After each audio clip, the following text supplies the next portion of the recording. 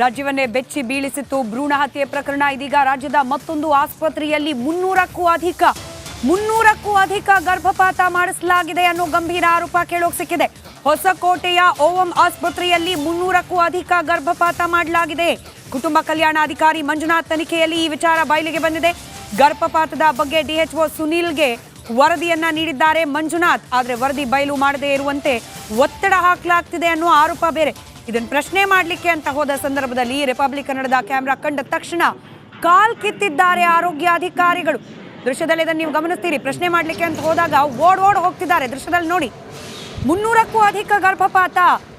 ಈ ಪ್ರಪಂಚದಲ್ಲಿ ಕಾಲಿಟ್ಟು ಕಣ್ಣು ಬಿಡಬೇಕಾಗಿದ್ದ ಪುಟ್ಟ ಕಂದಮ್ಮಗಳನ್ನ ತಾಯಿಯ ಗರ್ಭದಲ್ಲೇ ಕೊಂದಿರುವ ಹಂತಕರು ಇವರು ಅನ್ನೋ ಗಂಭೀರ ಆರೋಪ ಕೇಳೋಕ್ ಸಿಕ್ಕಿದೆ. ಅದನ್ನ ಪ್ರಶ್ನೆ ಮಾಡೋಕ್ ಹೋದ ಸಂದರ್ಭದಲ್ಲಿ ಹೇಗೆ ಓಡೋಗ್ತಿದ್ದಾರೆ ಗಮನಿಸಿ ದೃಶ್ಯದಲ್ಲಿ.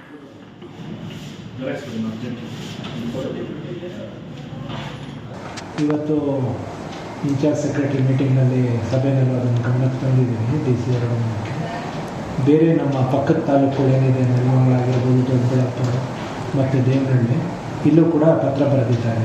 ಇಮಿಡಿಯೇಟಾಗಿ ಅಲ್ಲಾದರೂ ಶಿಫ್ಟ್ ಮಾಡ್ಕೊಳ್ಳಿ, ಸದ್ಬಳಕೆ ಆಗೋಲ್ಲ ಅಂತ ಅದ್ರ ಮೇಲೆ ಕ್ರಮ ವಹಿಸ್ತಾರೆ.